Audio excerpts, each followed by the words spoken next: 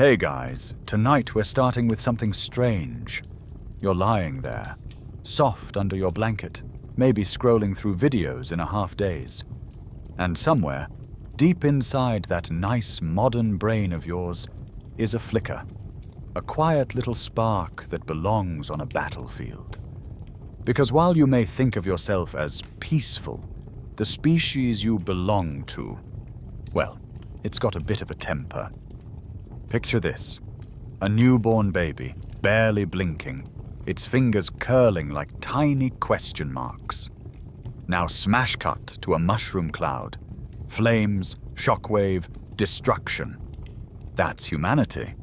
Somewhere between lullabies and launch codes, something went wrong. Or maybe, terrifyingly, something went exactly as planned. Is violence part of our DNA?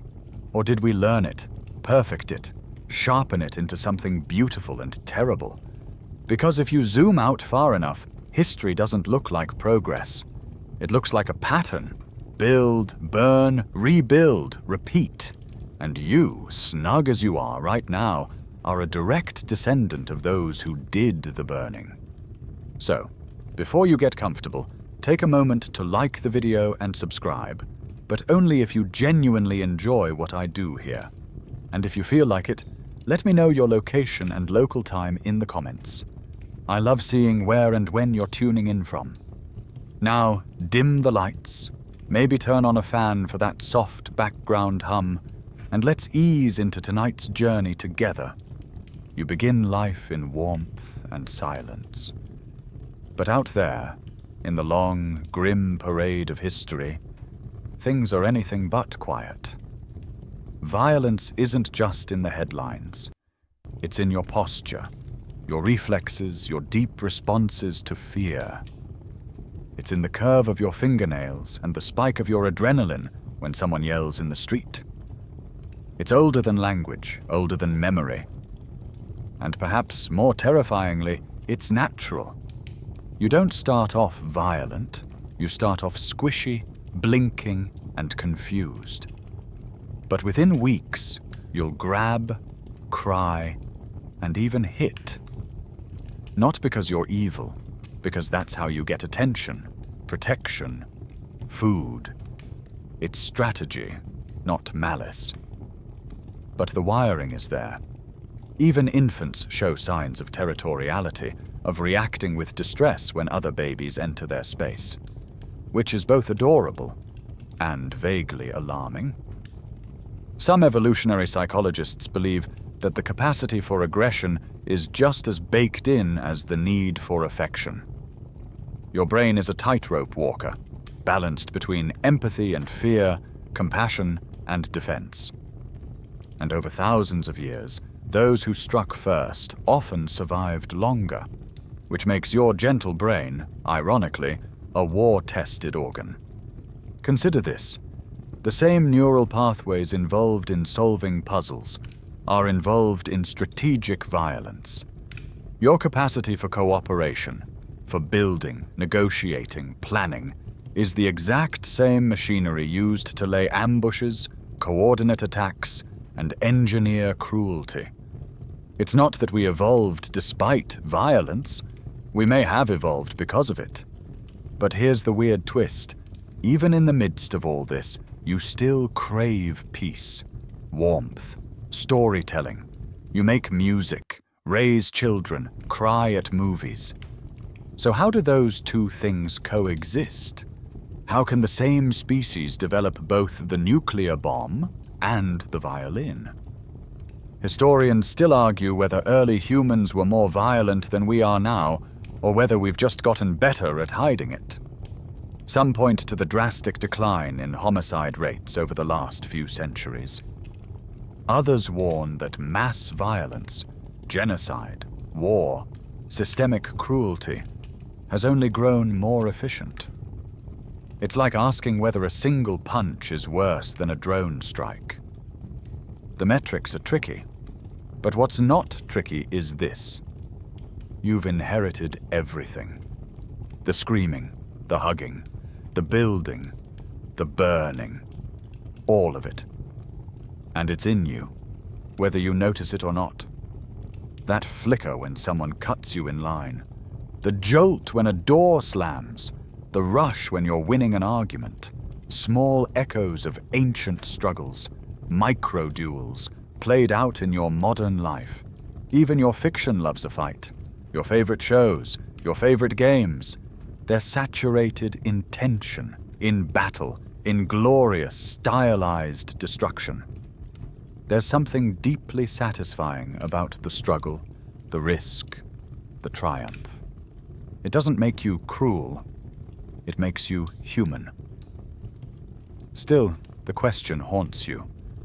Are you evolving past violence, or just pausing between rounds? Let's zoom way, way back. Long before cities, before metal, before kings and queens and Wi-Fi and toothpaste, there were just people. Barefoot, hungry, sunburnt. They hunted, scavenged, slept in the open. And when they saw someone from a different band of humans, they didn't always trade recipes. Sometimes they fought. Over food, over water, over fear of the unknown. That's where we're heading next. Because the evidence, bones, broken skulls, scattered spears, tells a story most bedtime books skip. But don't worry, you're not that kind of human tonight. You've got a pillow, a quiet room, and the luxury of listening to history instead of making it. You're standing in the middle of a dry, open plain. There are no roads, no buildings, no signs of civilization. Just wind, dirt, and bones. You crouch down and brush away some dust. A fragment of skull stares back at you, cracked clean through, as if someone once drove a sharp edge into it, deliberately. Not by accident, not by animal, but by design. This is not some post-apocalyptic horror scene. This is the past, and it's far more brutal than you imagined. The first weapons weren't used for cooking or crafting. They were used to kill. The oldest stone tools ever discovered, dating back over 2.5 million years, weren't polished or elegant. They were crude, angular, designed to bash, to tear, to break bone. Yes, they were used to butcher animals. But every so often, one of those bones belonged to something that walked on two legs. You probably picture early humans as scruffy, cooperative hunter-gatherers sharing food and stories around a fire. And sure, sometimes they were. But those fires cast long shadows, and sometimes in those shadows, someone was sharpening a rock. The fossil record tells a bloody tale. Take the site of Nataruk in modern-day Kenya. About 10,000 years ago, a group of foragers, men, women, even children, were attacked and killed by another band of humans.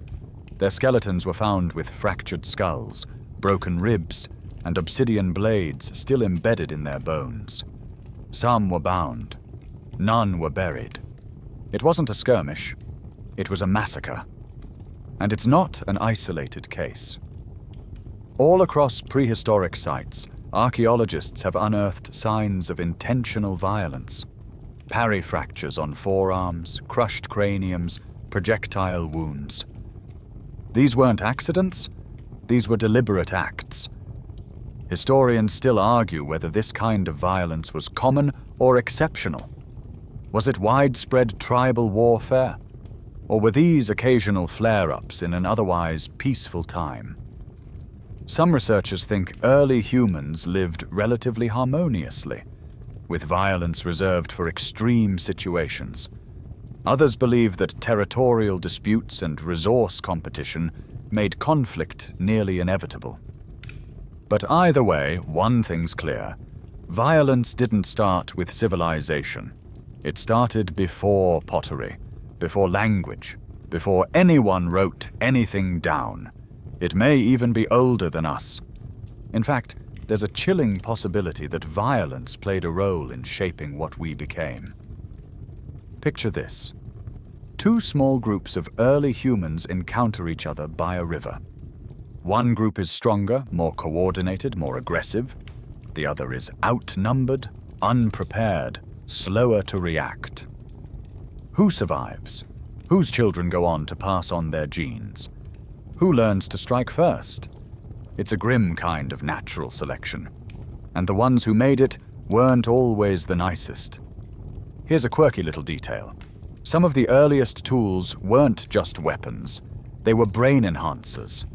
Well, not directly, but learning to make and wield tools encouraged brain development, cooperation, and planning. So ironically, the very act of inventing ways to hurt others may have made us smarter. Violence, then, wasn't just destruction. It was innovation. Even hunting animals involved violence on a scale that seems shocking today. Imagine driving a herd of giant prehistoric buffalo off a cliff. Not one or two, hundreds. Bones shatter. Bodies pile up. The sheer scale of it is staggering. It wasn't personal, but it was bloody. And then, of course, there's cannibalism. Yes, some of the earliest human remains show signs of being butchered like animals. Cut marks on bones, missing marrow, skulls split open. Historians still argue whether it was ritualistic, nutritional, or just desperation. Maybe all three. But whatever the reason, the result was the same. Violence, taken to its logical extreme. But here's the weird part. Even in the middle of all this, humans were also learning to care, to bandage wounds, to bury their dead. Some ancient skeletons show signs of surviving injuries that should have been fatal. Broken legs that healed, skull fractures that closed, which means someone helped. Someone brought food. Someone waited. You're already seeing the contradiction, aren't you? The same people who sharpened spears were also developing empathy. The killers were also the caretakers. The bloodletting and the nurturing were never separate paths. They were parallel ones. And it gets more complicated. You walk through a site filled with tools, shaped stones, bones, burnt wood. And then you spot something strange. Red ochre, a pigment, maybe used for body paint, maybe for ritual, maybe even for art. Imagine that. Hands still stained with blood, reaching for color. Violence and beauty, side by side in the dirt. So what does it mean for you? It means your ancestors weren't just brutal. They were brilliant, resourceful, capable of both horror and tenderness. And somehow you inherited it all. Now it might be tempting to think we've moved past those days, that we've become civilized, but don't get too cozy just yet, because those stone tools eventually turned into swords, then guns, then bombs. And each time the question wasn't whether we could make them, it was whether we should. And usually the answer was yes. So next time you look at a smooth stone on the ground, remember, it's not just a rock. It's the ancestor of every weapon ever made. And in the story of human history, it was the first quiet whisper of violence to come. You're walking now, barefoot, skin browned by the sun, the sky stretching wide and hot above you. There's no border, no fence, no signpost to tell you where your land ends and another's begins. But you feel it. Instinctively. This is your place, your waterhole, your fruit trees. And that group of strangers on the hill? They don't belong here. Long before maps, humans understood territory. You didn't need flags. You needed only need and fear. And maybe the smell of unfamiliar sweat drifting on the wind. Early human groups, small, mobile, and bound by blood, moved through landscapes like ghost herds, But they weren't alone. Other groups followed the same trails, hunted the same prey, claimed the same shelters. And sometimes they met. Sometimes they negotiated. Sometimes they attacked. Prehistoric violence wasn't organized in the way modern war is. There were no generals, no uniforms, just sharpened sticks, desperate eyes, and the question, them or us. And here's the strange thing. You weren't always the aggressor. Sometimes you were just in the wrong place at the wrong time. A misread gesture, a stolen kill, a sleeping child making too much noise near someone else's cave. Suddenly, you're running, or fighting, or both. Archaeologists have found skeletons dating back tens of thousands of years showing repeated healed injuries. Broken arms, fractured ribs, dented skulls. These weren't one-time accidents. These were battle scars. Historians still debate how much of this violence was organized versus opportunistic. Were these surprise raids, feuds that escalated, or the early versions of planned, targeted attacks? Some evidence points to seasonal conflict, groups returning to the same places each year and clashing over hunting grounds or mating rights. Others suggest that vengeance may have played a role. One group steals, the other retaliates. Sound familiar? It's not so different from the patterns you see today. Only the weapons have changed. But let's get practical. Food was scarce. Water, scarcer. You couldn't just DoorDash a bison burger. Every calorie cost effort. So when another group encroached on your territory, they weren't just intruders. They were threats to your survival. The decision to fight wasn't emotional. It was logical. And then there's the darker truth. Sometimes violence was useful. You raid a neighboring group. You kill the men. You take the women and children. Now your numbers grow. Your labor pool increases. You pass on more of your genes. It's horrific. And from a cold evolutionary lens, it worked. Even language may have evolved partly because of violence. You needed to plan, to warn, to coordinate a hunt or an ambush. Complex communication gave you an edge. So your ancestors who could whisper strategies had an advantage over those who only grunted. Here's a quirky thought. Some anthropologists suggest that the sound of human speech evolved to carry better across open savannas, meaning our very tone, our cadence, was shaped not just by song or storytelling, but by survival coordination. Tactical whispers beneath moonlight, maybe even a pre-battle chant. And don't forget intimidation.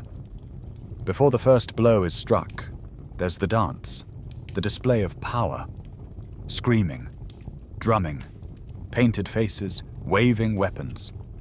Some conflicts ended before they began because one side looked scarier. In fact, the rise of symbolic behavior, body paint, masks, aggressive postures, may have been a way to avoid fighting altogether. Bluffing worked. And the best bluffers? They didn't die. But even with all this preening and threatening, people still fought. A lot. And often the victims weren't warriors. They were bystanders, children, elders. Violence in prehistoric life wasn't always fair. It was rarely noble. It was messy, primal, and frighteningly efficient. Let's talk about one case. Jebel Sahaba, Sudan, about 13,000 years ago. A mass burial site. Dozens of individuals, many with arrowheads still lodged in their bones. Some bodies show multiple wounds, suggesting they didn't die immediately. They suffered. They lingered. Some had healed from earlier injuries, only to be killed later. Violence wasn't rare for these people. It was routine. And that's the haunting part. You might imagine ancient violence as rare, desperate, even accidental. But the patterns suggest something else. Something more systemic. Tribal. Ritualized. Ingrained.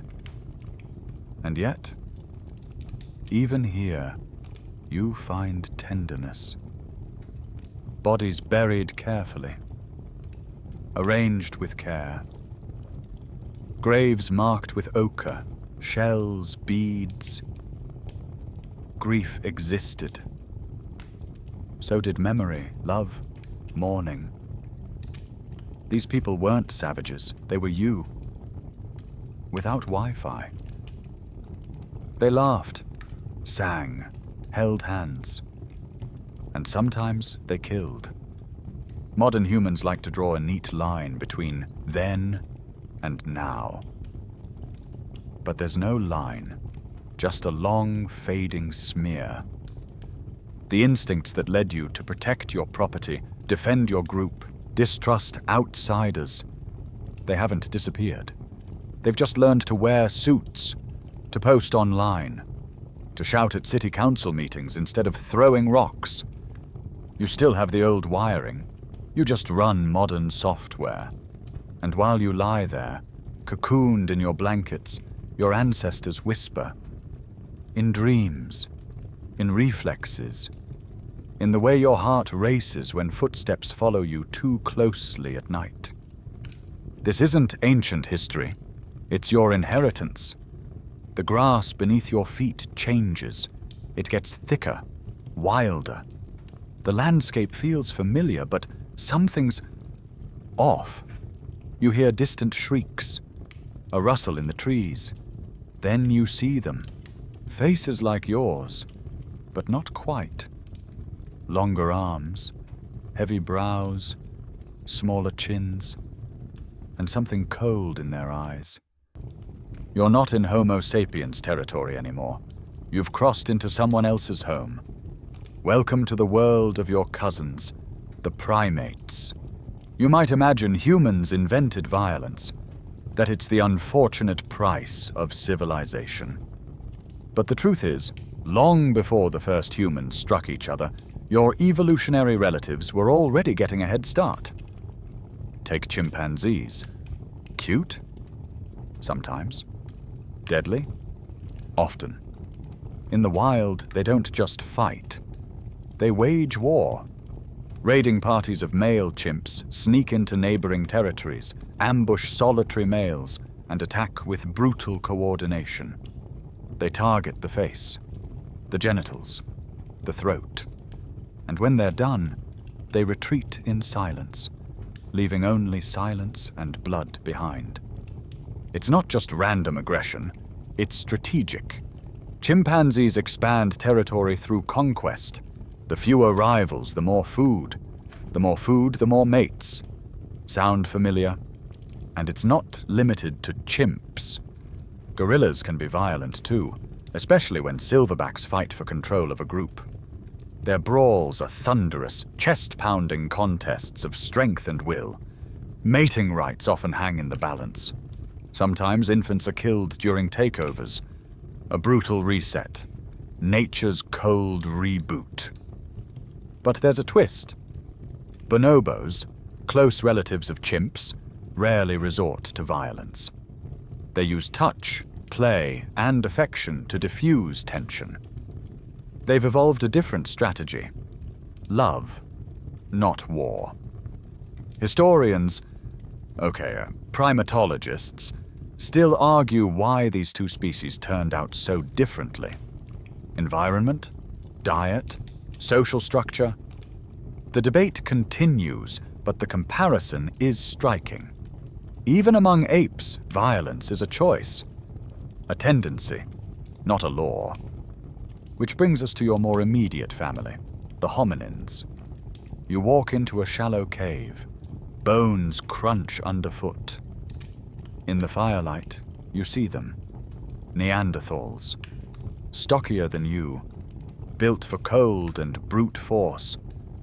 For a long time, we painted them as mindless brutes. But the more we study, the more we realize they were sophisticated. They buried their dead, made tools, wore jewelry, and possibly, like us, fought. Some Neanderthal remains show clear signs of interpersonal violence, cracked skulls, defensive injuries. One famous skeleton had a depression fracture on the side of the head, likely from a club or rock. Not an accident, a fight. And then there's the unsettling evidence of cannibalism. At sites in France and Spain, archaeologists have found Neanderthal bones bearing cut marks, skinned, defleshed, split for marrow, just like animal remains. Historians still argue whether it was a ritual, a last resort, or something else entirely. But one thing's clear. The line between survival and savagery was very, very thin. And Homo sapiens? Not much better. At some point, the two species met. And though there might have been some peaceful coexistence, and yes, even interbreeding, it's likely that there were also clashes, resource competition, territory disputes, maybe even extermination. Imagine it. Two intelligent species, both armed with tools, both fearing the other. One disappears. One survives. We tell ourselves we won. But the cost might have been higher than we realize. Here's a quirky footnote. In some Neanderthal sites, right beside butchered bones and ash piles, we find musical instruments, flutes made from bone. It's almost poetic. A cave filled with the echoes of both violence and melody. Like humanity itself. So what does this mean for you, lying there peacefully tonight? It means the roots of violence run deeper than human history. They're tangled in your genes, wrapped around the oldest parts of your brain. The amygdala, responsible for fear and aggression, didn't form in a boardroom. It evolved in the underbrush, when being startled meant surviving. But again, duality emerges. You're not just built to attack. You're built to recognize faces, to mimic emotions, to soothe. Empathy and aggression share real estate in your nervous system. A constant push and pull. And that's the real story of violence. It's not about monsters. It's about mirrors. The creatures you descend from made choices. Some clawed, some hugged. Some did both in the same breath. And so do you. Now don't worry. You're not going to wake up tomorrow and join a chimp war party. But it's worth remembering that the next time someone cuts you off in traffic or posts something infuriating online, the surge of anger you feel isn't new. It's ancient. It's rehearsed. It's part of a very old script. But so is forgiveness. So is restraint. You've inherited the weapons, but also the wisdom. And the question remains, which parts will you sharpen? You're walking through tall grass again, but this time, you're not alone. Up ahead you hear grunts, the creak of leather, the hiss of flint on stone. A group of upright figures is gathered around a fire, muscles thick beneath furs, eyes dark and watchful. You crouch behind a boulder and realize they're not Neanderthals. They're you, or close enough. Homo sapiens. But not the latte-loving kind. The kind that sees another human as either a friend or a threat. And right now, you're looking very much like the latter. Once Homo sapiens began to dominate the landscape, the scale of violence shifted. Gone were the isolated cave skirmishes and messy ambushes. Now, it was coordinated, tactical, organized. Welcome to the dawn of what you might call actual war. For thousands of years, hunter-gatherer groups maintained a delicate balance. Small, mobile, hard to pin down. But eventually, people settled. Agriculture began. Grains were stored. Land became valuable. Resources, hoardable. And suddenly, you had something worth defending and stealing. That changes everything. Fighting wasn't just about survival anymore. It became political, economic, even symbolic. If you could control the land, you controlled the food. If you controlled the food, you controlled everything. Mass graves from this period, Neolithic and early Bronze Age, tell a chilling story. At Talheim, Germany, archaeologists found the remains of 34 people, men, women, children. Most with crushed skulls, arrow wounds, or deep blade cuts. No signs of defensive wounds. Many struck from behind. It wasn't a battle. It was an execution. And this wasn't unique. At Schletz, Austria, another site shows similar mass killings. At Aspern, at Herxheim, again and again, we find evidence of systematic slaughter. Not random, not chaotic. Choreographed violence. Historians still debate the causes. Were these ethnic cleansings? Ritual killings? Intertribal revenge? Some argue it was resource-driven. Food, territory. Others suspect ideological clashes, even proto-religious motivations. But the outcomes are unmistakable. The dead weren't just killed. They were eliminated. And they were buried, or in some cases left out, for a reason. To send a message. Here's the weird part. This rise in structured violence happens around the same time humans start building things. Walls, roads, irrigation. With agriculture comes surplus. With surplus comes hierarchy. With hierarchy comes power. And where there's power, well, someone's going to want more of it. We like to think civilization tamed us, but maybe it just gave us better tools. In fact, early city-states had professional warriors. Not just hunters who could throw a spear, specialists, trained killers. That's a big evolutionary leap. When your society can afford to feed people who do nothing but fight, you're officially in a different league. And with cities came writing. You start recording laws and wars. The earliest known written texts, Sumerian cuneiform tablets, don't just list grain storage and trade records. They also record victories, troop movements, prisoners taken.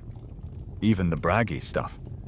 Our king defeated their king and took 3,000 prisoners. The human version of trash talk, carved in clay. A quirky detail. Some early tablets include not only who won, but how the gods felt about it.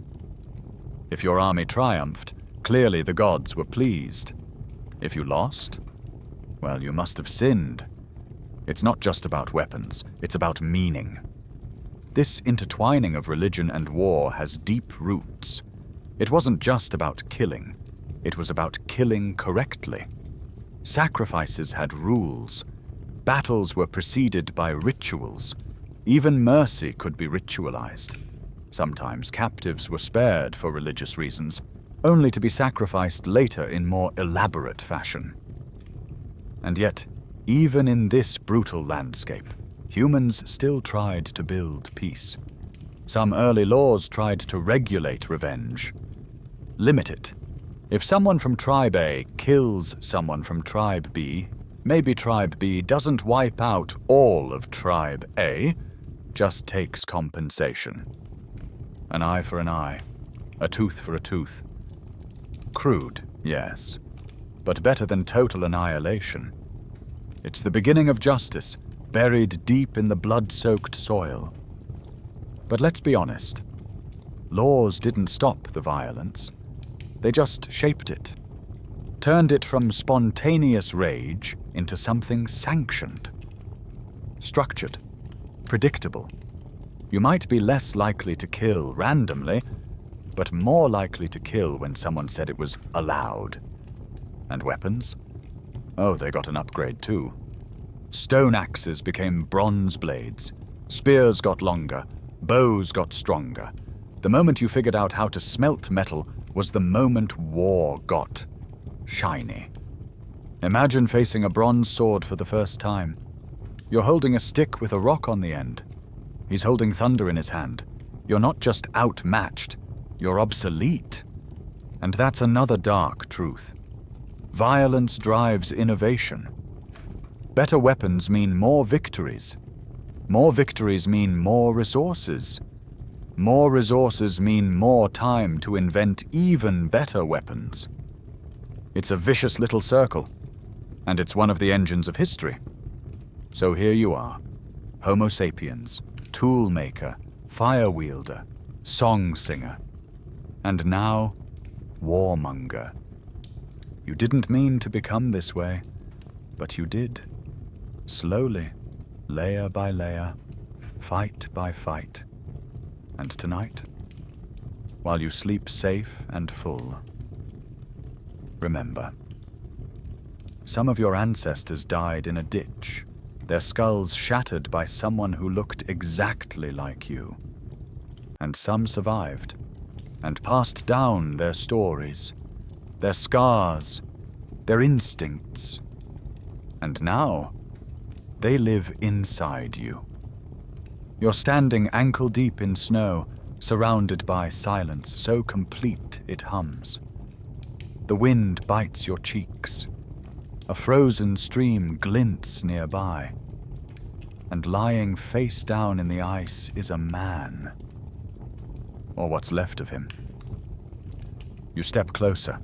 His skin is leathery, his limbs curled. Near his body, a copper axe, a flint knife, a quiver of arrows. His cloak is fur-lined, his boots stuffed with grass. You realize he wasn't just someone, he was someone prepared. And yet, he's dead. Very dead. Say hello to Ötzi the Iceman. Discovered in the Alps in 1991, Ötzi's 5,300-year-old remains offered more than just insight into ancient clothing or diet. They offered a mystery, a prehistoric murder mystery, in fact. Because Ötzi didn't freeze by accident. He was shot, in the back, with an arrow. And whoever did it didn't just want him dead. They left him to die slowly. You might wonder, what on earth could someone in 3300 BCE have done to deserve an assassination like that? Historians still argue. Was it a robbery gone wrong? A political grudge? A feud? Evidence shows he had defensive wounds, cuts on his hands and wrists, as if he fought back. He also had head trauma. And the arrow didn't kill him instantly. It lodged near his left shoulder, severing an artery. Someone meant to make a point. But here's the strange part. His killer didn't take his valuables. Not the copper axe, not the tools. Which suggests this wasn't theft. It was personal. Even in the early Bronze Age, people weren't just dying in battle. They were dying in cold blood. Literally. You might find that shocking, until you remember what we've already seen. That early humans were already practiced in violence. That clans fought. That territory mattered. That betrayal wasn't new. But Ötzi is special, because his body was preserved. Perfectly. We can see his final moment. We can reconstruct it in digital models. We can analyze his blood, his last meal, his tattoos. It's intimate. It's eerie. It's one of the oldest unsolved crimes on record. And it reminds you, the more human society developed, the more reasons people had to kill each other. Let's zoom out. As societies grew more complex, so did their grievances. No longer just food or water. Now it was about status, control, honor. land, revenge, even insult. And when language advanced, insults could cut deeper. A slur, a rumor, a challenge. All it took to spark a feud. The line between justice and vengeance blurred. Many early societies created elaborate codes to regulate conflict. Hammurabi's code from ancient Babylon famously lists an eye for an eye. But it also includes fines, exile, ritual purification. Not every crime warranted death, unless, of course, the victim had social status. Your value, it seems, was directly tied to your position. A noble, execution, a servant, maybe just a slap on the wrist. Justice, even then, had a hierarchy. And speaking of hierarchy, did you know that one of the earliest kings of Mesopotamia claimed to be a shepherd appointed by the gods, not just to rule, but to smite the enemies of his people? War was divine. Murder was righteous, if done under royal authority. A quirky detail from this era: some kings carried ceremonial maces, not to use, but to display. Symbols of strength. A reminder that the lawgiver was also the lawbreaker, if necessary. Back to Ötzi for a moment. What makes his story so powerful is how personal it feels. He wasn't part of a mass grave. He wasn't a soldier. He was a single man, caught in a moment of fatal consequence. And despite being 5 millennia removed, he feels familiar. His possessions, his wounds, his final steps. He ate einkorn wheat and ibex meat. He had cavities. He wore a belt with a pouch, neatly organized.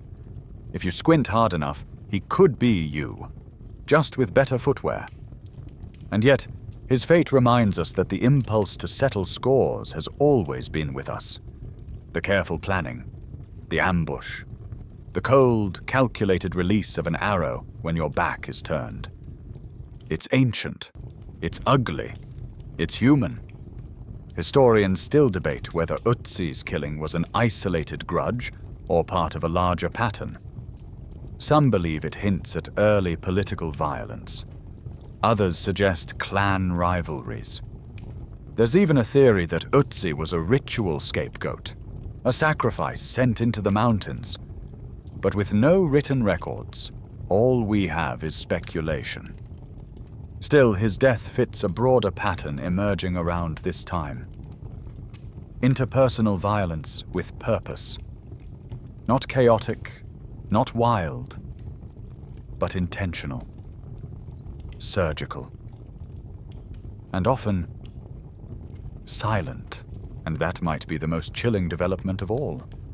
When humans learned to kill quietly, without fanfare, without ceremony, that's when violence became a tool, not just a reaction. It's easy to imagine ancient violence as noisy, screaming, stomping, blades clashing. But sometimes it was a soft footstep, a glint of metal, a short breath, and then silence. Tonight, you're safe, warm, no arrows in your shoulder. But somewhere inside you is a brain shaped by 1,000 generations of survival. A body descended from warriors and mourners alike. And though you may never see snow-capped peaks or wear grass-stuffed boots, you carry their instincts. Ötzi's story is ancient, but his death still whispers. A warning, a riddle, a mirror, and you're still trying to solve it. Now imagine the sun rising over a wide, open valley. There's mist on the fields, a few scattered huts made of thatch and timber, and rows of something new. Neat lines of stalks swaying in the breeze. Wheat, barley, grain. For the first time in history, you're not chasing food. You're planting it, staying in one place, which in human history is the equivalent of saying, "Come at me, neighbors." Welcome to the agricultural revolution, the moment humans stopped moving and started hoarding. With the birth of farming came an entirely new relationship with violence. Before, you hunted what you needed, shared with your kin, and wondered when the seasons changed. But now, you've got fences, storage, surplus. And with surplus comes jealousy. With jealousy comes resentment. With resentment comes, well, let's just say the next thing you build after a barn is a wall. This is where war begins to organize itself. Food security changed everything. A family's survival no longer depended solely on luck or skill. It depended on property. Suddenly, defending a patch of soil meant defending your future. People stopped thinking in days and started thinking in seasons, in generations. And that's when "my land" became a phrase worth killing for. Historians still argue whether agriculture caused war or whether war simply changed form. But the evidence suggests a sharp rise in mass conflict during and after the rise of farming societies. Larger communities, greater resource density, bigger targets, a bloodier story. You might think, well, at least with farming, we got stability. Sure, stability and permanent enemies. Neighboring villages now had boundaries, borders. Entire lifetimes lived next to people you didn't trust, didn't like, or couldn't stop blaming for your dying crops. Add in drought, disease, or a failed harvest, and suddenly, raiding your neighbor sounds more like survival than crime. A quirky historical footnote. Early farming tools were often indistinguishable from early weapons. A sickle used to cut grain could just as easily cut through a tendon. A digging stick could be sharpened into a spear. The line between farmer and fighter was thin, and often non-existent. And so, raids became routine. Not full-scale wars at first, just nighttime strikes. Burn a granary, poison a well, steal livestock, maybe take a few hostages. Enough to hurt, but not to wipe them out. You didn't want your enemy dead. You wanted them weakened, or desperate enough to surrender. And if you did wipe them out, well, someone else would just move in. The cycle begins again. Let's not forget the spiritual side of all this. Many early farming societies worshipped fertility gods, deities of crops, rain, and sun. But alongside them, gods of war began to appear. Guardians of territory, defenders of the harvest. Some gods required sacrifice not of grain, but of blood. It's no coincidence that the earliest temples often stood right next to the earliest fortifications. You're building walls to keep your neighbors out, and altars to keep your gods in. One is made of stone, the other of silence. And even within these new settled societies, violence doesn't vanish. It adapts. You're no longer just fighting outsiders. You're negotiating hierarchy. The stronger you are, the more land you control. The more land you control, the more people depend on you. Suddenly, violence isn't just about survival. It's about status. A village chief becomes a warlord. A warlord becomes a king. And a king doesn't raid because he's hungry. He raids because he can. Think of it like this. Early human groups were like individual sparks. With farming, those sparks grew into controlled fires, villages, towns, cultures. But they were never fireproof. One dry season, one insult, one ambitious leader. That's all it took to turn everything into ash. And then, rebuild. Rinse. Repeat. You lie there now, listening to the soft sound of your own breath. Somewhere in your distant ancestry, someone stood on a ridge, watching smoke rise from the neighbor's fields. Maybe they'd won. Maybe they'd lost. Either way, they went back to their mud brick home, ate stolen grain, and sharpened a blade by firelight. That person lived so you could lie here. A chilling comfort. But don't let it keep you up, because for all the horror, there was also resilience. Early farmers weren't just fighters, they were innovators. They developed crop rotation, animal domestication, irrigation, and yes, sometimes they traded instead of raided, bartered instead of bludgeoned. The human story isn't a straight line. It zigzags. For every act of violence, there's a counterpoint. Someone healing a wound, building a bridge, sharing a loaf of bread. But tonight, we're tracking the darker line. And it's about to get even darker.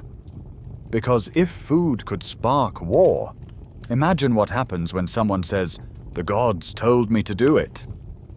It's night. The mountain wind howls low and steady, and the fire you've built crackles softly.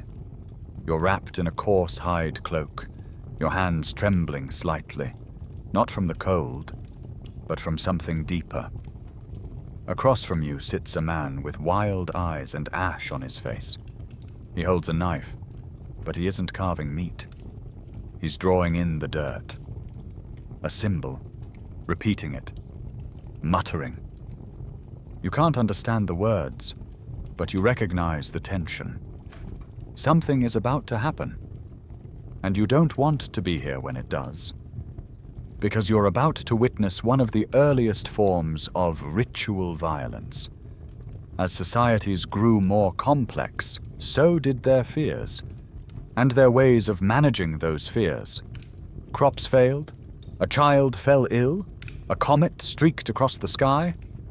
Someone had to pay. And if the gods were angry, a humble apology wouldn't do. They wanted something more convincing.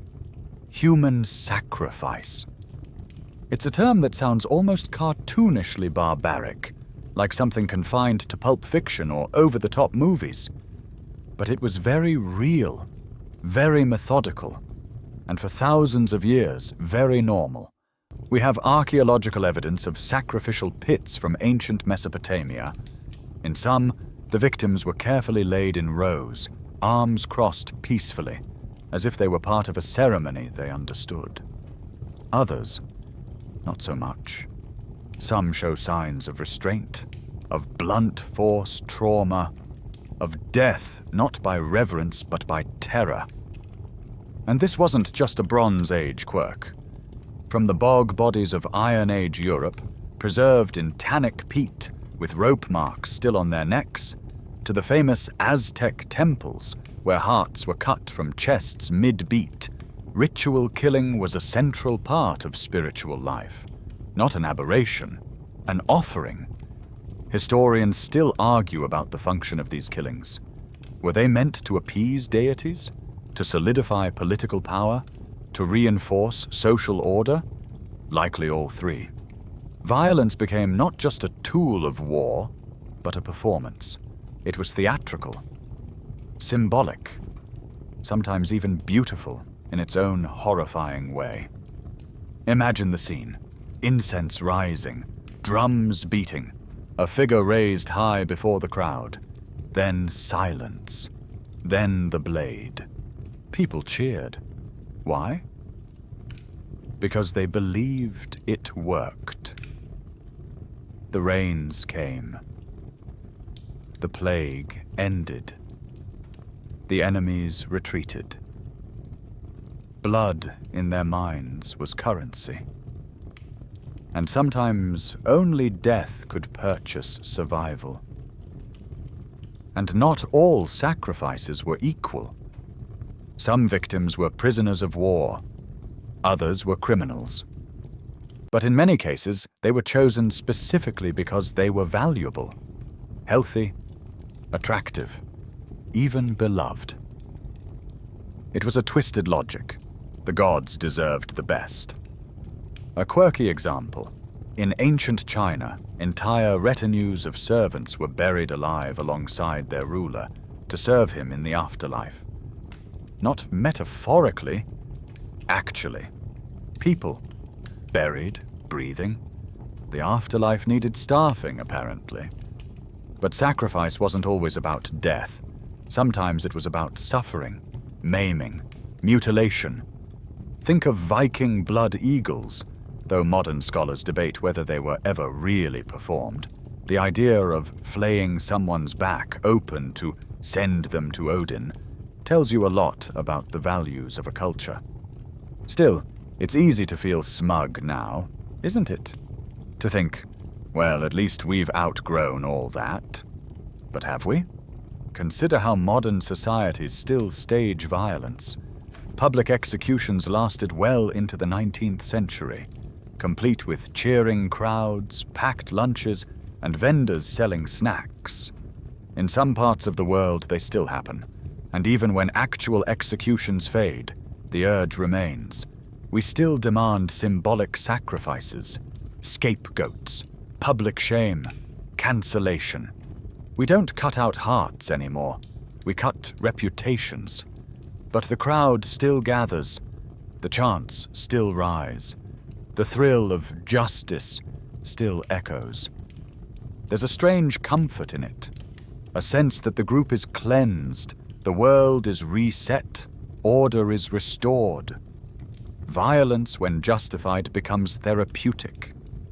Historians still debate whether these rituals brought people together or simply reinforced power structures.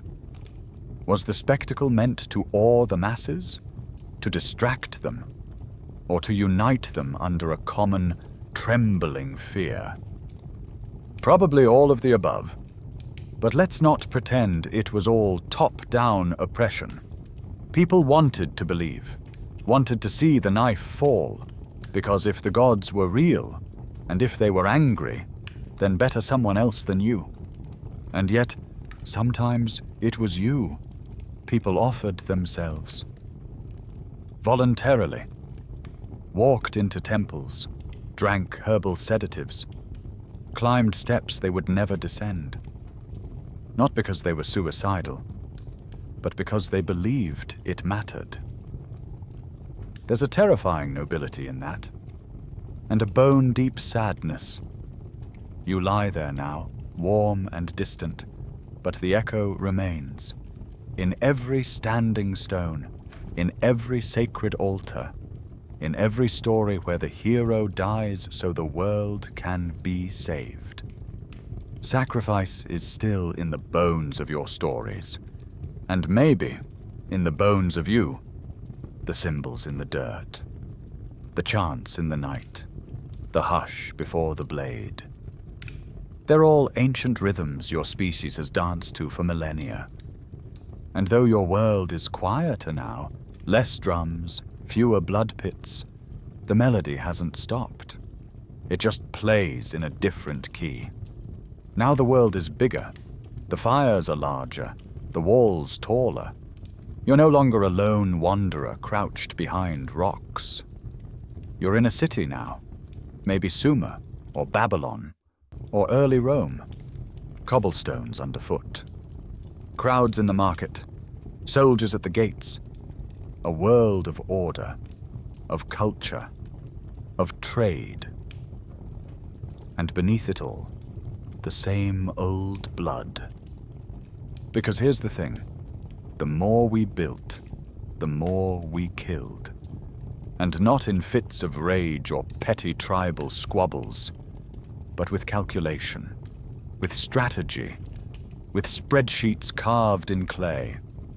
Empires rose not through farming alone, but through conquest, through organized industrial-scale violence. If you wanted to rule, you needed soldiers. If you wanted safety, you had to take it from someone else.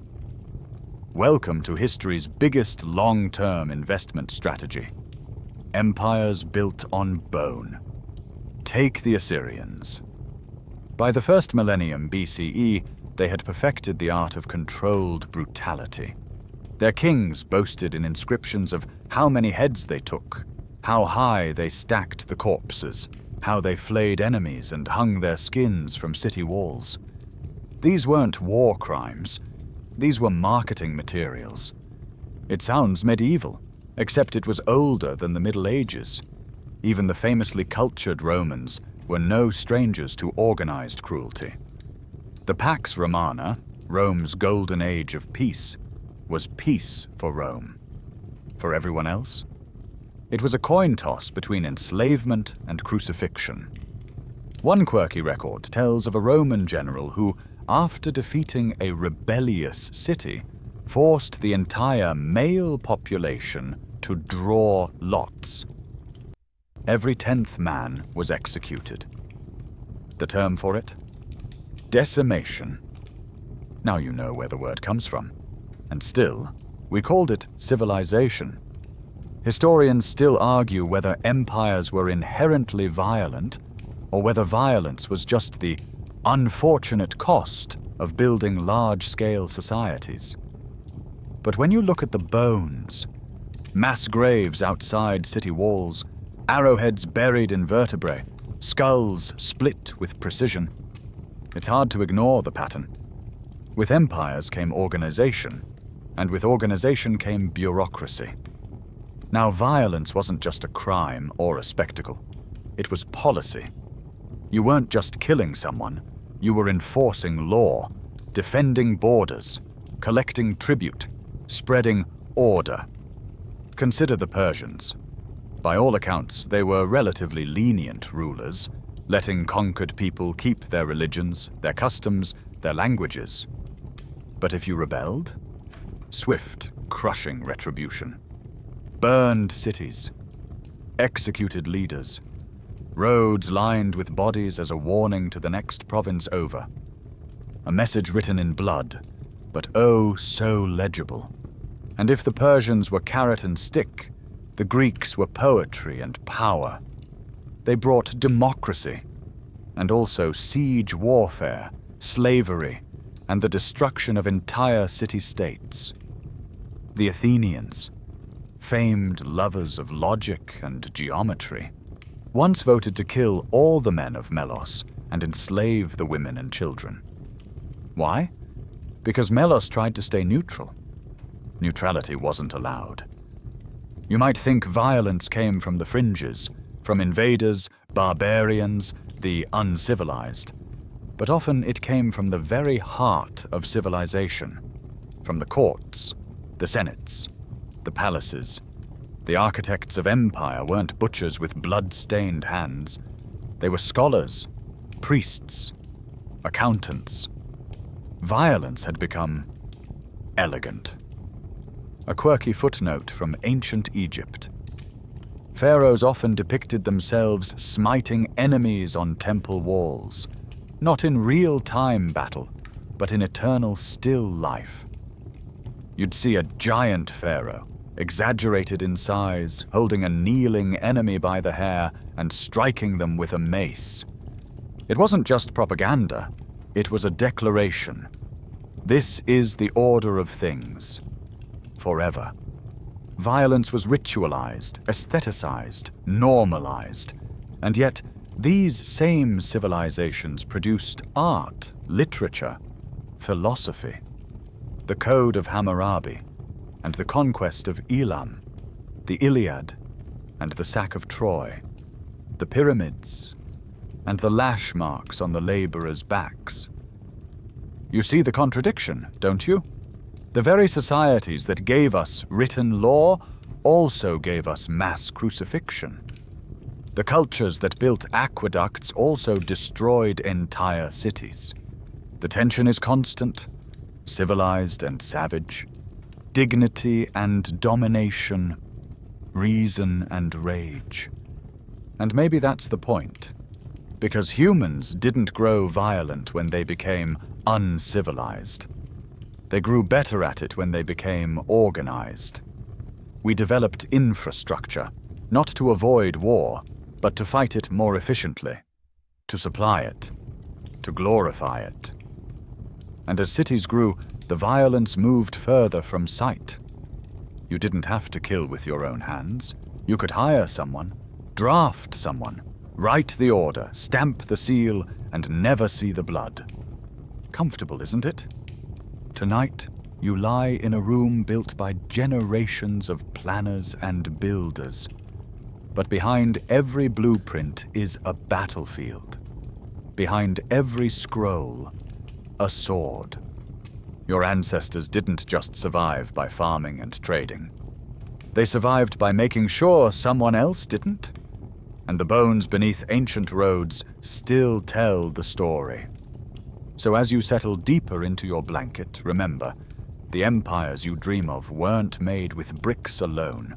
They were cemented with fear, with force, with fire. And the echoes of that fire, still warm in your hands? You hear bells in the distance, not the soft kind from a countryside church, but the heavy clang of iron against iron. You're no longer in a sun-drenched empire of marble columns. You're in a darker place now. The fires burn differently. The weapons are heavier. The motivations holier. Because tonight, you've wandered into the age of crusades, cannons, and creative torture. The Middle Ages were many things. A time of piety, plagues, parchment, and peasants. But if there's one thing the medieval world excelled at, it was finding ever more colorful ways to combine religion with violence. Faith wasn't just a comfort. It was a battle cry. Let's start with the Crusades, those epic, blood-soaked journeys sold to the public as spiritual vacations. From 1096 onward, wave after wave of European knights crossed into the Holy Land under the banner of salvation. What began as a call to liberate Jerusalem turned into centuries of occupation, slaughter, looting, and mismanagement. And the people funding it? Popes, kings, bishops. God was invoked at every turn. And for some, he was conveniently silent on the ethics of sacking cities and executing entire populations. At the Siege of Jerusalem in 1099, Crusaders didn't just win, they massacred nearly every inhabitant. Men, women, children, even animals. Reports claim the blood ran ankle-deep in the streets. Whether that's poetic exaggeration or not, the horror was very real. And it wasn't just the Muslims who bled. Jews were attacked en route to the Crusades. Even fellow Christians, like those in Constantinople, were pillaged by Crusaders in the infamous Fourth Crusade. Holiness, it seemed, had flexible geography. Historians still argue whether the Crusades were about faith or power. Was it a genuine spiritual movement or a political opportunity? Maybe both. But there's no question that the Church, supposed guardian of mercy, had become an enthusiastic sponsor of war. And what about torture? Let's pivot to that creative little chapter. Medieval Europe had a peculiar knack for punishment that combined theater with theology. Heretics weren't just imprisoned, they were corrected through fire, racks, iron maidens, and more. Quirky fact, the infamous Iron Maiden, that spiked coffin you've probably seen in cartoons, may never have actually been used in the Middle Ages.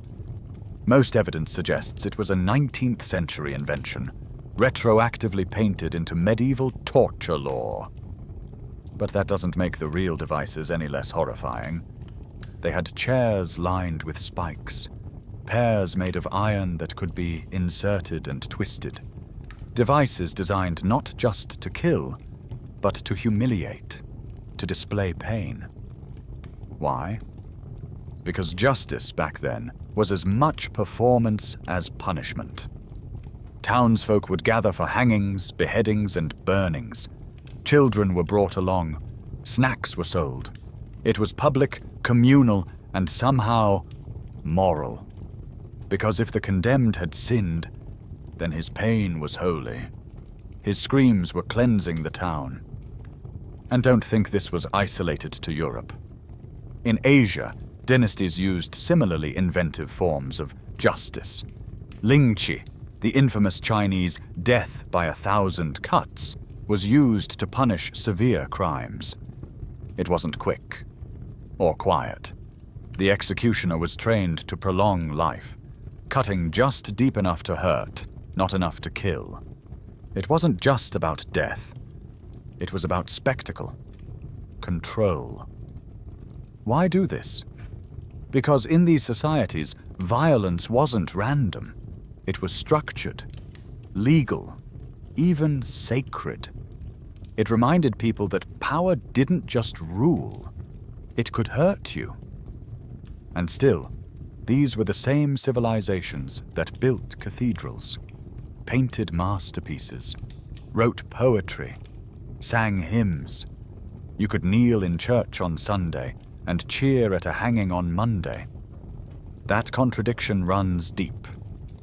The Middle Ages weren't dark because people were monsters.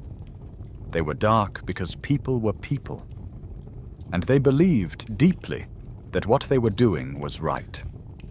Historians still debate whether medieval violence was worse than other eras, or just more theatrical. Some argue that modern war is more destructive, more detached. Others say the raw brutality of hand-to-hand killing made medieval violence more intimate.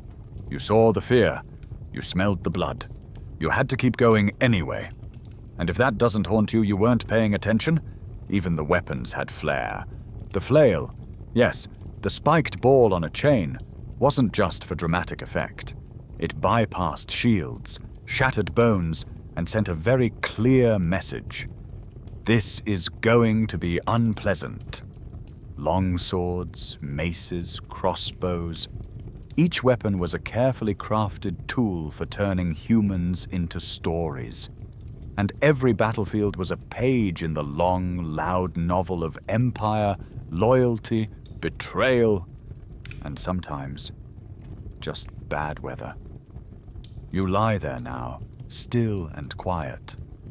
But your ancestors marched in boots that sank into mud thick with blood.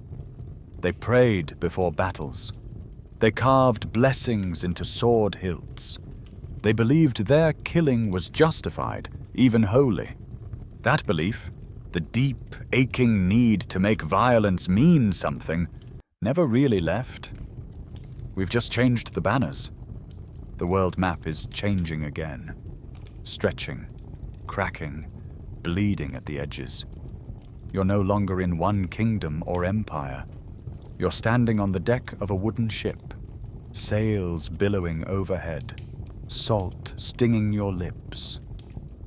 Ahead lies a new world. Behind you, a flag. Beneath your feet, muskets and shackles. And inside your head, a quiet voice saying, "This is progress." Welcome to the colonial catastrophe, where violence went global and conquest wore perfume. This isn't the chaos of tribal raids or battlefield carnage. This is violence with a ledger, a spreadsheet, a royal signature. Colonialism is what happens when empires get hungry and realize boats can bring home more than just fish. They can bring gold, spices, land, labor, and power, all at once. At first glance, it seems clean. Letters patent, charters, treaties, neatly inked, respectable. But behind every discovery was a small army. Behind every settlement was a mass grave. The violence was rarely loud. It was slow, administrative, but no less devastating. When the Spanish arrived in the Americas, they didn't just plant flags. They planted disease, domination, and death. Within a century, an estimated 90% of the indigenous population of the Americas had died. Some from smallpox, yes, but many from war, starvation, forced labor, execution, and yet they called it civilization. Historians still argue about the exact numbers, the motives, the morality. Was it genocide? Was it unintended consequence? Was it a byproduct of ignorance or cold calculation? The debates fill volumes, but what doesn't change is the outcome. Entire cultures erased, continents redrawn, and wealth flowing steadily back to Europe, built on bones and stolen sugar. Let's talk about a quirky euphemism, the term terra nullius, or nobody's land. It was used to justify taking land from people who weren't using it properly, which, translated, meant they weren't farming it in the European style. Never mind the fact that they'd lived there for millennia. That's the brilliance of colonial violence. It often came wearing silk gloves, a treaty in one hand, a musket in the other. It didn't always scream. Sometimes it whispered, in polished legalese, in polished boots. Consider the British Empire. It covered nearly a quarter of the earth at its height.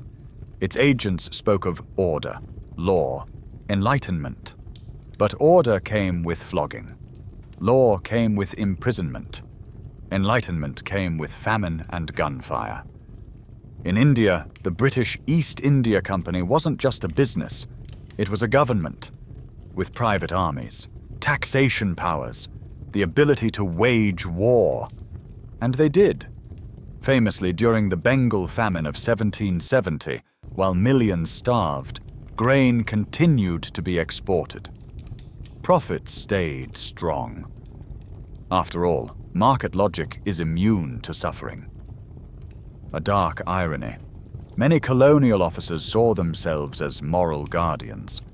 They built railroads, schools, hospitals, and at the same time, they crushed rebellions, banned native languages, and extracted labor through force.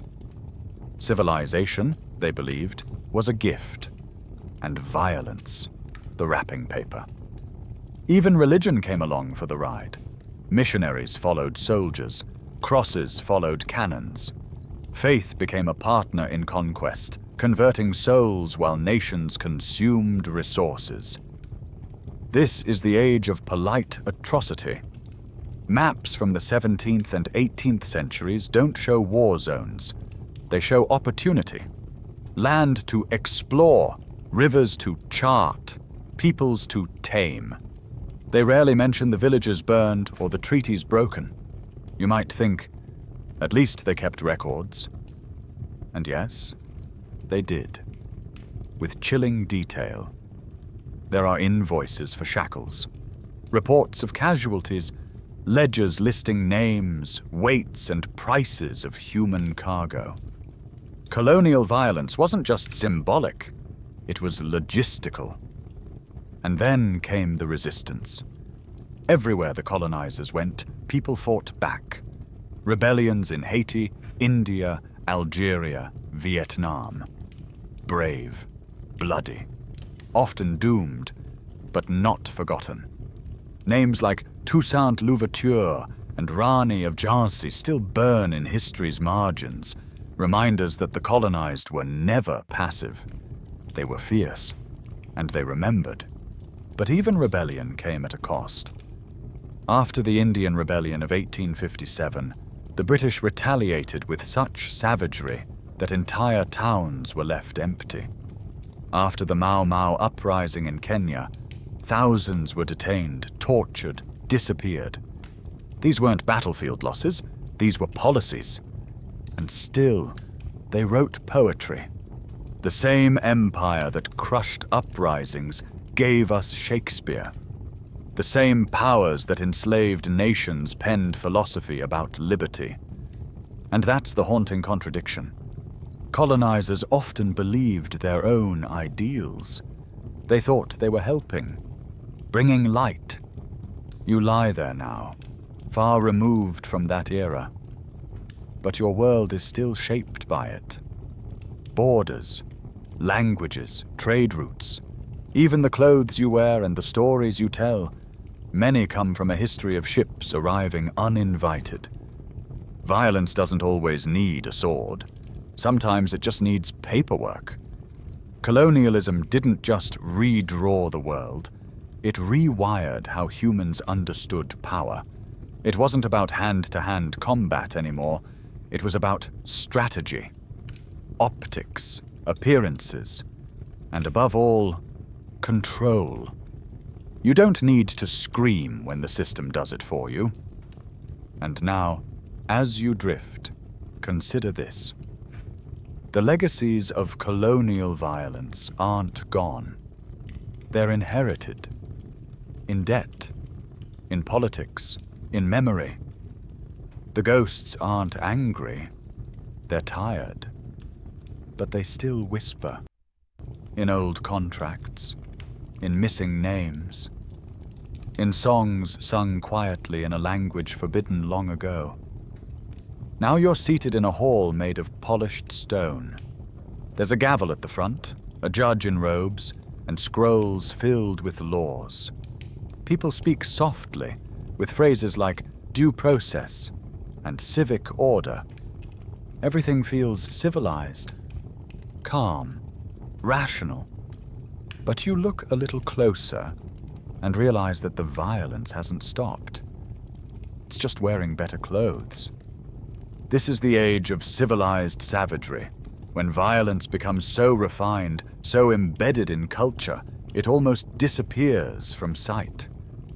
You've entered the modern nation-state, and here, the blade doesn't swing in public anymore. It files paperwork, it stamps documents, it sits in courtrooms and governments, passed off as normal. In the centuries following the height of colonialism, humanity didn't stop fighting. We just found better ways to justify it. Consider the Enlightenment, the great age of reason, of rights, of revolutions. Philosophers spoke of liberty, equality, brotherhood. And yet, at the same time, slave ships continued to cross the Atlantic. Entire populations were still being displaced, punished, or worked to death. Sometimes in the name of reason, sometimes in the name of progress. Historians still argue, was the Enlightenment a turning point toward peace, or just a rebranding of conquest? Because while European thinkers discussed natural rights in salons, their governments were building more efficient bureaucracies for managing colonial subjects.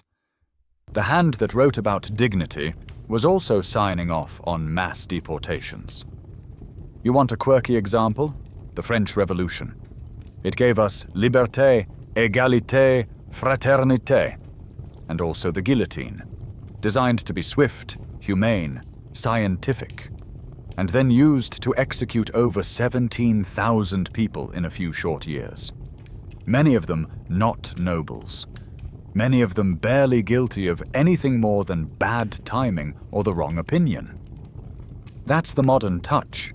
Industrialized, ideologically justified, mass violence. And it didn't stop there. In the 19th century, as industrialization accelerated, so did the potential for destruction. Rifles replaced muskets. Gatling guns replaced swords. Now you didn't need a strong arm to kill. You just needed a steady finger. The British used Maxim guns during the colonial conquest of Africa.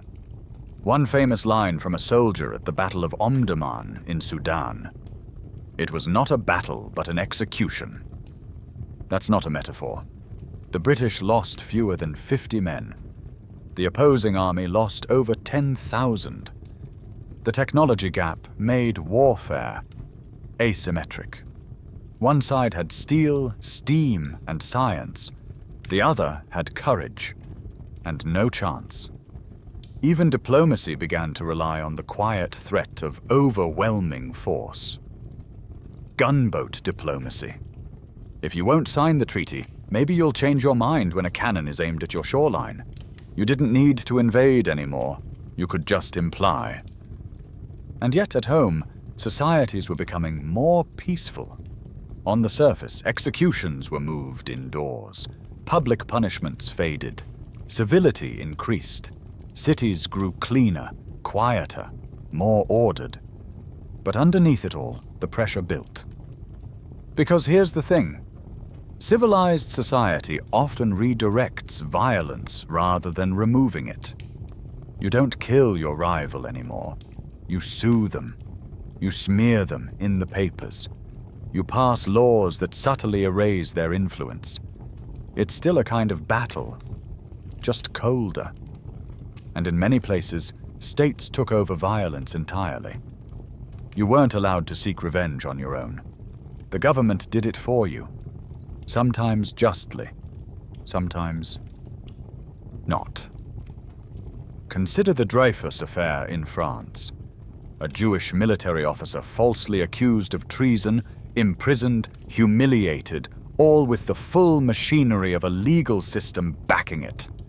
The public divided. Riots erupted. It wasn't just about one man.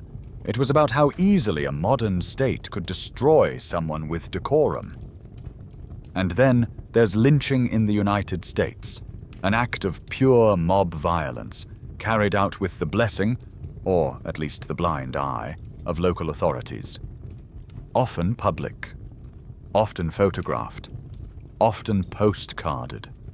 Not medieval, not ancient, modern. That's civilized savagery. Even today you'll find echoes. In redacted documents, in sanitized language. Collateral damage. Enhanced interrogation. Kinetic action. The vocabulary evolves, but the meaning stays the same. Someone somewhere got hurt, and someone else signed the form. It's violence at arm's length. Historians still debate whether modern states have reduced violence overall, or simply managed it better. Some argue that crime rates are down, that wars are less frequent. Others point to systems of oppression that persist, quiet, normalized, dressed in paperwork and PowerPoints. Because you don't need chains to enslave someone. Debt works. Borders work. Systems work. And those systems were designed, brick, by people who thought they were improving things. And maybe they were. But even good intentions have shadows. So here you are, tucked in, thousands of years later, far from the guillotines, the tribunals, the marching boots. But the legacies linger. You trust systems, you sign contracts, you obey rules. And most of the time, that's a good thing. But sometimes beneath the surface, something else breathes, something colder, quieter, wearing a tie instead of armor. And maybe, just maybe, that's more dangerous. Because when violence stops looking like violence, it becomes harder to resist. It slips past your defenses. It's not a scream anymore. It's a shrug. And a shrug, history tells us, can be deadly. You're in a lab now, not a battlefield, not a throne room, not a smoky, sacrificial pit. It's clean here. Tidy. Smelling faintly of ink, chalk, and metal. Beakers bubble. Equations line the walls. A scientist hunches over a workbench, frowning with focus. Not at a weapon. Not exactly. At an idea. At possibility. At progress. This is where violence goes to graduate school.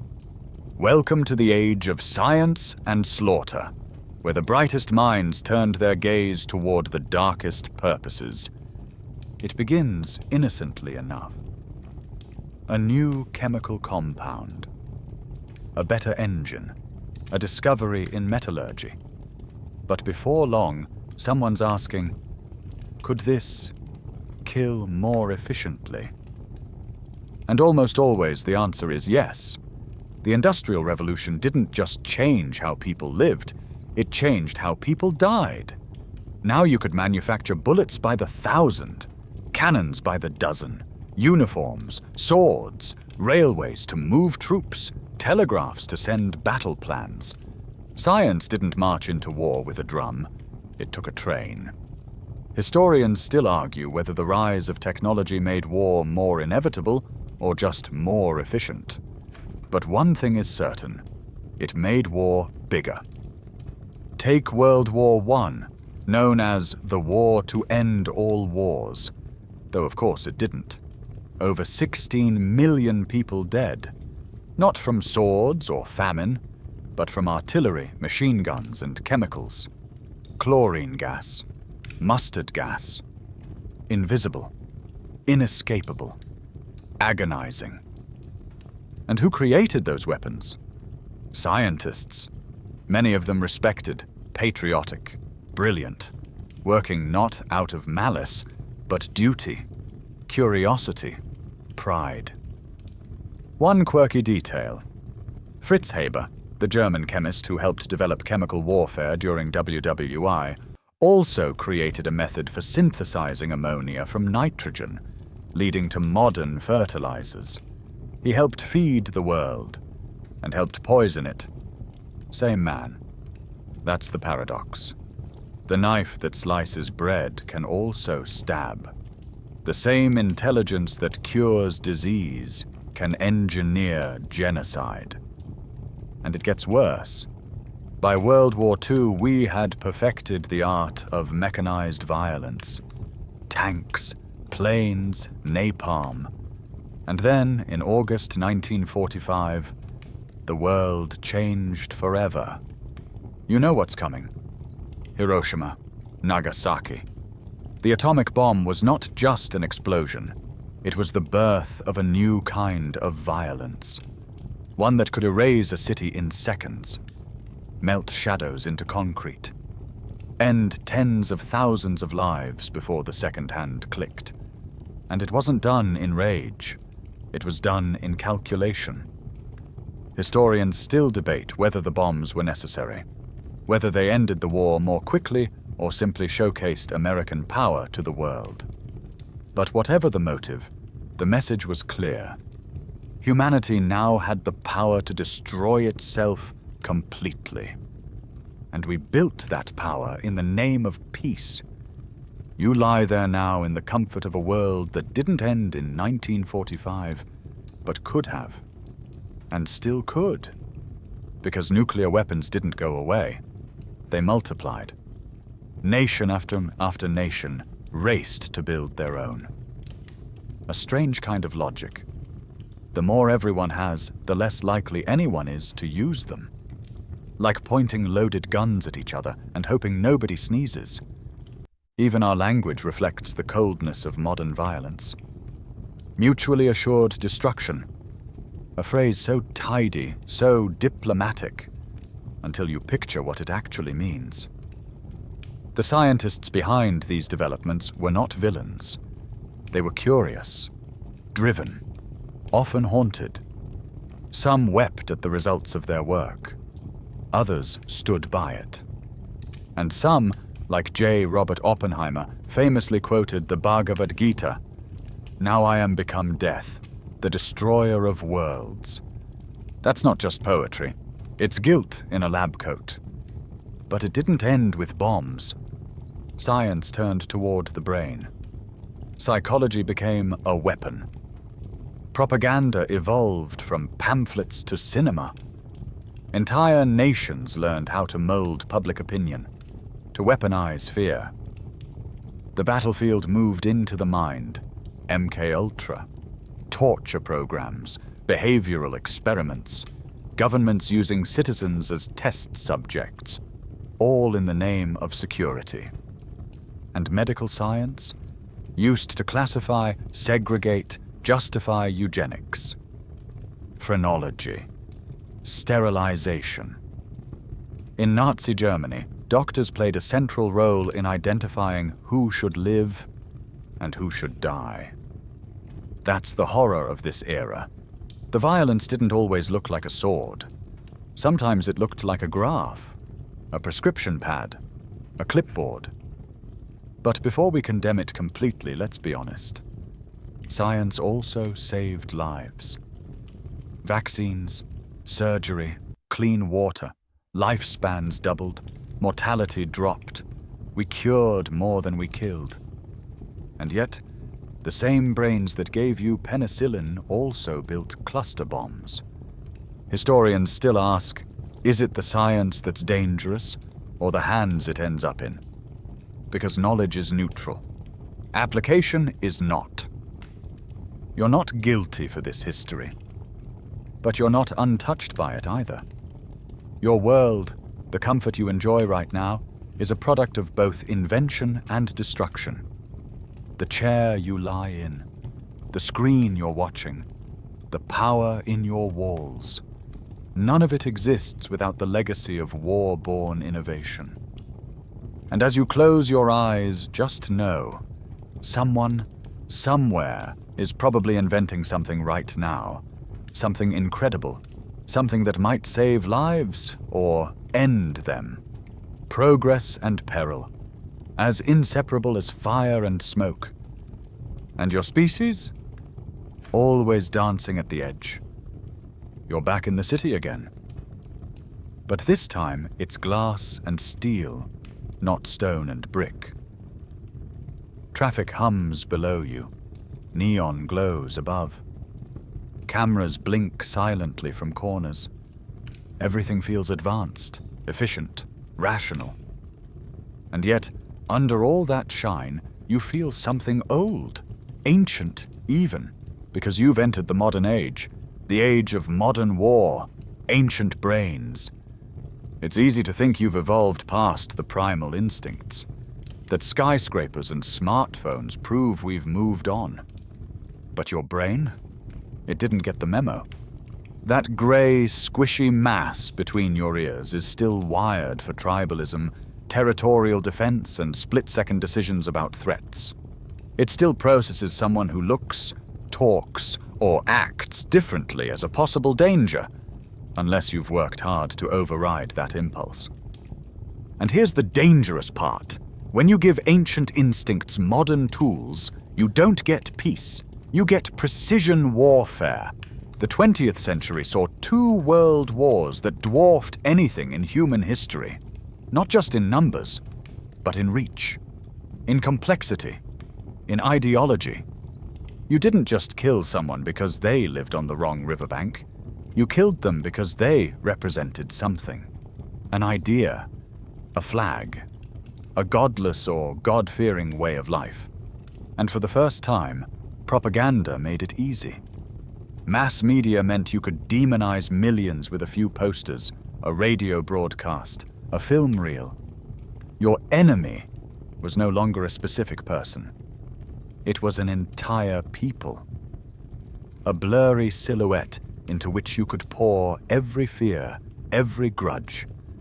And once that silhouette hardened, you could fire without guilt. Historians still argue about what made World War II so uniquely horrifying. Was it the global scale? The industrial reach? The ideologies? Probably all of the above. But what made it unforgettable was how normal people, clerks, teachers, factory workers, became part of the machine. They filled out forms, processed deportations, built bombs, not out of bloodlust but obedience. The banality of violence had arrived. And after the bombs fell, after the treaties were signed, came the Cold War, a conflict that didn't roar, but hummed. Nuclear arsenals, proxy wars, fear as policy. You weren't stabbing anyone, but you were living with the knowledge that someone, somewhere could press a button and end the world in 12 minutes. It did something to your species, fractured it in subtle ways. Anxiety became background noise. Trust frayed. Nations formed alliances not out of love, but mutual suspicion. You might find this quirky. The doomsday clock, created in 1947 by atomic scientists, ticks closer to midnight not when a war breaks out, but when trust collapses. It's a symbol, yes, but also a mirror. And lately it's been ticking faster. Modern warfare doesn't look like the past. It's cleaner, faster, invisible even. Drone strikes launched from thousands of miles away. Cyber attacks disabling power grids. Economic sanctions that quietly starve a population. Violence by proxy. Violence by click. And here's the unsettling part. You don't see the victims. You see screens, numbers, after-action reports, maybe a blurry satellite image. You're 2 or 3 steps removed from the suffering. And that distance? It changes things. Because your ancient brain needs sight to feel compassion. A crying face, a bleeding wound, a voice. When those are gone, empathy struggles to keep up. That's why footage changes minds. Not facts, faces. And yet, even in this cold modern warfare, the ancient instincts remain. Tribalism, revenge, honor. You still draw lines between us and them. Still defend your group, your belief, your imagined past. Politicians know this. Advertisers know this. Algorithms know this. And all of them feed it. Social media has become its own battleground. Language as weapon. Outrage as currency. Every like a banner. Every retweet a spear. It's not just disagreement anymore. It's war in miniature. And you? You're tired. All of it feels too much. You lie there, phone on your chest, scrolling through bad news and worse replies. And somewhere deep in your old, lizard-coded brain, something curls up. Defensive, numb, suspicious. You want to turn it off. But you can't look away. Because this is the paradox. Even though you're safer than any human in history, more protected, more connected, you feel more under siege than ever. Historians still puzzle over this. Why do violence rates drop, but fear rises? Why do wars kill fewer people, yet dominate our consciousness? Maybe because your brain was shaped for threats you could see. Not nuclear codes, not data leaks, not ideology. You're carrying Stone Age wiring into a Space Age world, and it's exhausting. So you retreat. You build smaller groups, seek certainty, gravitate toward people who think like you. And before you know it, the old tribal lines are back, painted in pixels, but just as sharp. But here's a gentle truth. Awareness is your only shield. If you know your instincts, you can pause, breathe, choose. The tools have changed. The world has changed. But you still get to decide what story you tell with them. And maybe, just maybe, you can write a different ending. It's quiet now. Not the quiet of peace, but the heavy hush after too much noise. After centuries of screaming swords, thunderous guns, and righteous shouting, the world seems to have softened. Fewer executions, fewer public hangings, less blood in the street. And yet, you're not celebrating. You're confused, because despite all the stats, all the graphs, all the scholarly optimism, something still feels off. Why, if we're becoming less violent, do you still feel so on edge? Welcome to less stabbing, more shouting, the strange story of how you became physically safer and psychologically exhausted. Let's start with the numbers. Since the Stone Age, the rate of violent death has steadily declined. In prehistoric societies, you had as much as a 15% chance of dying at the hands of another human. Today, in most developed countries, it's well under 0.01%. Statistically, you're incredibly safe. But tell that to your nervous system. Historians, psychologists, and armchair philosophers still argue about what caused this decline. Some point to the rise of states, governments with a monopoly on violence. Others credit literacy, trade, education. Some cite the spread of empathy through novels, newspapers, and now videos like this one. Maybe it's all of those, or maybe it's something stranger. Maybe we've begun to domesticate ourselves. The theory goes like this. Just as humans bred wolves into dogs, smaller, gentler, more cooperative, we may have, over thousands of years, bred ourselves into less reactive, less aggressive beings. Studies show that over time, human skeletons have become more graceful, less robust, less prone to bone-cracking brawls. Our faces are softer, our tempers duller. Even your eyebrows are more peaceful now. Really.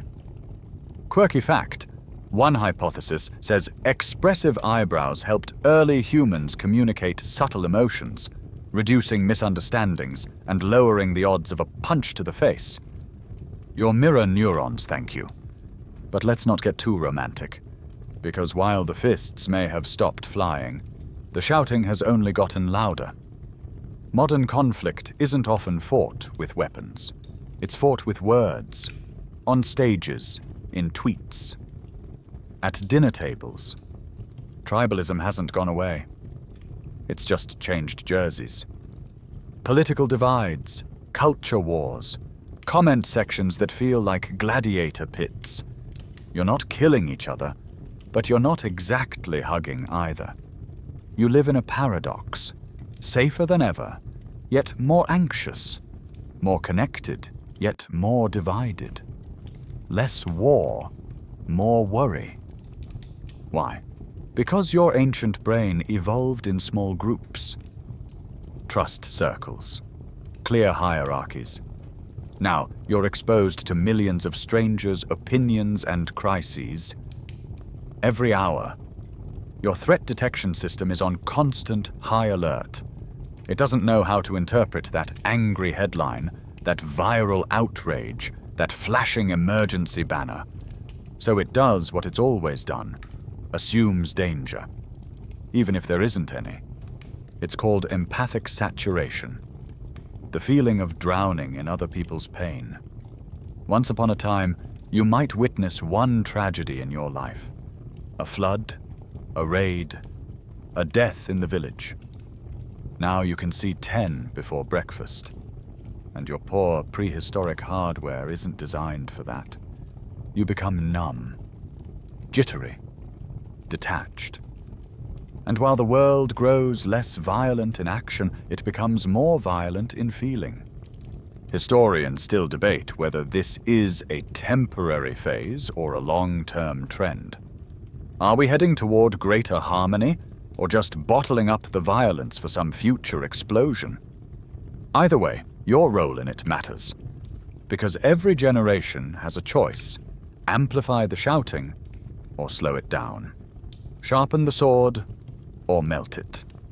You get to decide whether the cycle continues or whether it finally bends into something better. And here's something no one tells you. Peace is weird. It's quiet, boring, uneventful. It doesn't make headlines. It doesn't trend. But it's happening all the time.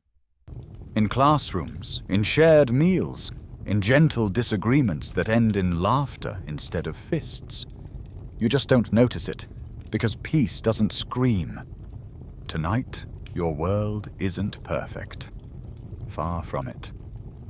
But it is, in many measurable ways, better.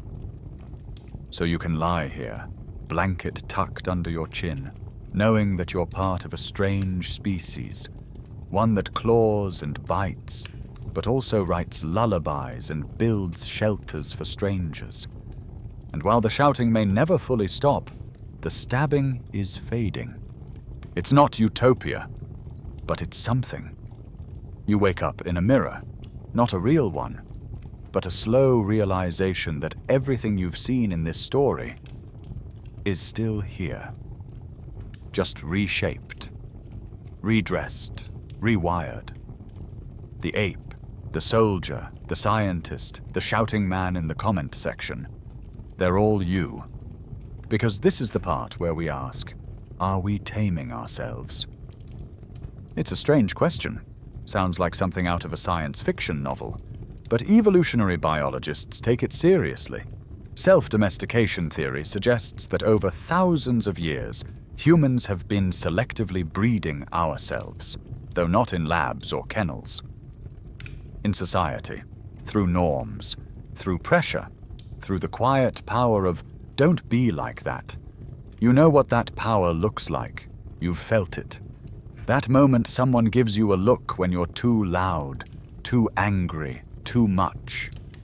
Social shame, peer pressure, call-outs, all tools used, consciously or not, to encourage certain behaviors and suppress others. Early human communities likely ostracized or even executed those who were too violent, too unpredictable.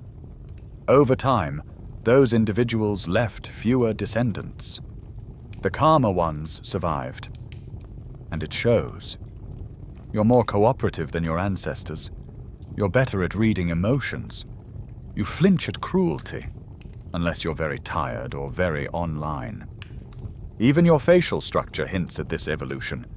Compared to Neanderthals, you have flatter faces, smaller teeth, more rounded skulls, less intimidating, less aggressive. But, and here's the catch, it's not a straight line, because humans are also adaptable, and when circumstances shift, old behaviors return. Put people under pressure, scarcity, chaos, propaganda, and the mask slips. The old instincts surge forward. Tribes reform, enemies reappear. You've seen it in riots, in war zones, in echo chambers online. The shadows never disappear completely. Historians still debate whether self-domestication is a real, measurable process, or just a compelling narrative. After all, we've also developed smarter ways to hurt each other. Drones, data, digital warfare. It's hard to say if we're less violent, or just better at hiding it. One quirky example, the fox domestication experiment in Russia. Scientists bred generations of foxes, selecting only the tamest for reproduction. Over time, their ears drooped. Their fur patterns changed. They wagged their tails. But along with cuteness came anxiety. The foxes became friendly, but also twitchier, more dependent, more fragile. Makes you wonder what we've traded for our gentleness. You lie there now, a product of millennia of quiet shaping. Not just through genes, but through stories, rules, routines. You don't carry a spear, but you carry expectations. You don't live in a cave, but your instincts still whisper at shadows. And yet, there's hope in your softness. You cry at movies. You hold the door for strangers. You feel guilty when you raise your voice. None of those are signs of weakness. They're signs of rewiring. The old brain still lives in you, but it's learned new tricks. Compassion, restraint, reflection. You think before you act. Most of the time, you regret. You repair. And maybe that's the biggest evolutionary leap of all. Not that we stopped hurting each other, but that we started wanting to stop. Modern life still tests that daily. You live in a world flooded with stimuli, anger, noise. The algorithms reward outrage. The news thrives on fear. But you also live in a world with therapy, with community, with breathing exercises, with people who teach you how to say, "I'm sorry," and mean it. Your species hasn't solved violence, but it's started asking better questions. Not, how do we win? But, how do we avoid the fight? Not, how do we destroy our enemies? But why did we make them enemies in the first place? And that's not weakness. That's wisdom. Because even a slightly more patient, more thoughtful human is still an astonishing leap from where we began. Screaming in trees, throwing stones, burning strangers. You still have fire in you. But now, you cook with it. You write poems about it. You sit beside it and talk to people you once might have feared. Isn't that wild? You're a domesticated ape with Wi-Fi. A tribal animal watching bedtime history videos to fall asleep. A species that once solved everything with rocks, now solving things with words. Not always. Not perfectly. But more and more often. You're standing at a crossroads now. Or maybe it's more of a mirror. Behind you, millennia of broken bones, burnt villages, spilled ink, and shouted prayers. Before you, a road winding into uncertainty, lit only by flickers of memory and the quiet, trembling hope that maybe, just maybe, we've learned something. Because this is it. The final duel, peace or power. The two voices inside you, always there. One speaks in fire and instinct, the other in hush and hindsight. The violent ape and the dreaming poet. And they both want control. You've seen how violence has shaped your past. From tribal raids over mammoth bones to drone strikes executed by remote, humans have never stopped refining how they hurt each other. You've watched that slow-burning saga unfold like an old scar, fading but never quite gone. And yet, you've also seen the resistance. For every war, there's been a peace movement. For every execution, a philosopher. For every empire, a whisper saying, "We can be better than this." Historians still argue whether the human story is one of progress or cycles, whether we're climbing a moral mountain or just pacing a bloodied wheel. But that debate misses the real question. Not what have we done, but what do we do now? Because the tools are still here. The same intelligence that gave you antibiotics also gave you atom bombs. The same thirst for justice built both courtrooms and guillotines. The same drive that pushed you to explore the stars also helped you conquer entire continents. And the ape inside you, still very much awake, just better dressed. It shows up in the way you honk when someone cuts you off, the way you argue online, the way your heart races when you're insulted, even gently. That tiny heat behind your ribs that says, fight, win, don't let them take this from you. But there's another heat, slower, softer, the warmth of reconciliation, the quiet triumph of walking away, the surge of pride when you choose not to lash out, even when every cell in your body is screaming too. And that's the real duel, not between armies, but within you. Because peace isn't a treaty or a speech. It's a choice. One you make 10 times a day, usually without noticing. When you listen instead of interrupt.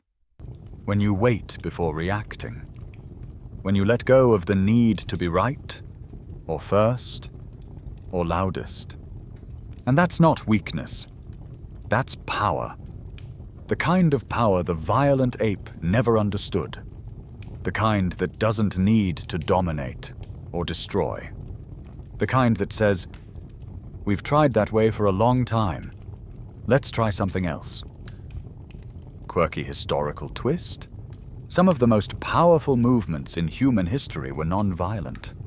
Gandhi's Salt March, Martin Luther King's marches, the fall of the Berlin Wall, no gunfire, just crowds, songs, courage. Don't mistake silence for surrender. Sometimes silence is strategy. You're living in a time of contradiction. Violence is down, but anxiety is up.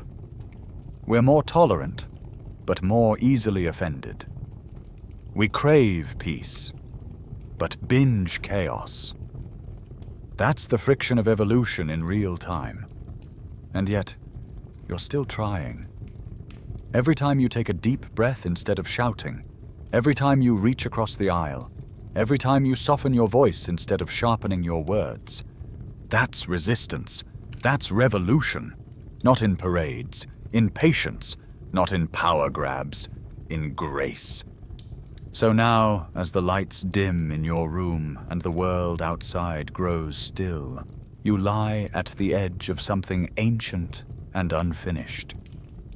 A story that began in fire and fear, and might, just might, end in understanding. But only if you choose it. Only if you listen, not to the loudest voice in your head, but the wisest one. The one that whispers, you don't have to be the violent ape anymore. You can be something else. And now, you've reached the end. Let the weight of the story ease off your shoulders. Let the echoes fade into soft silence. You've wandered through millennia of pain and survival, through shadow and fire. And yet here you are, still breathing, still listening. You're not being hunted, not fighting a battle. There are no spears, no alarms, no marches in the street. Just a quiet room, a safe bed. The sound of your own breath in and out, in and out. Let your jaw unclench. Let your hands relax. Let your thoughts slow, like embers settling in a hearth. The past was violent, yes, but the future. It's soft clay, still wet, still shaping. And you, as small and sleepy as you may feel right now, are part of that shaping. You don't need to carry the weight of history on your back. Just hold it gently. Remember it when the choice arises again, because it always will. Violence is not inevitable. It's a thread in the weave. But so is peace. So is kindness. So is rest. And right now, rest is all that matters. No more noise. No more conflict. Just the comfort of knowing that you've made it through the hardest parts of the human story. And now, you're allowed to drift. Eyes heavier, thoughts softer, the final flickers of firelight fading from your mind. Let sleep take you. Let stillness win this round. The ape is quiet now,